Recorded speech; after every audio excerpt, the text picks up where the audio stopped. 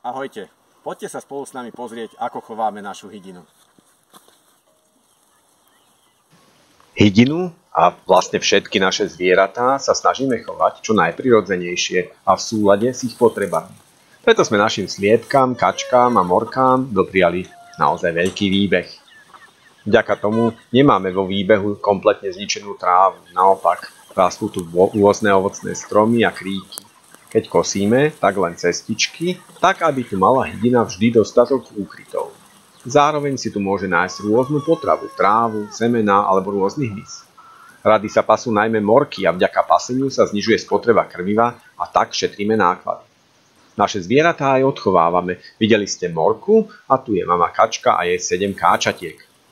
Kačkám sme vykopali malé jazierko, ktoré je napájané zrážkovou vodou zo striech voliér. Chováme čistokrvné plemená sliepok. Tu je náš kmeň orávky bielej. Kým sú mladé sliepky ešte malé, chováme ich v priestranných volierach. Tu sú mladé orávky biele a mroksky pásikavé. Aj keď kuriatka liahneme prevažne v liahni, umožňujeme našim sliepočkám aj kvokať a vysedieť si vlastné kuriatka. Veríme, že sa vám toto naše krátke video ako úvod páčilo a už teraz pre vás chystáme ďalšie.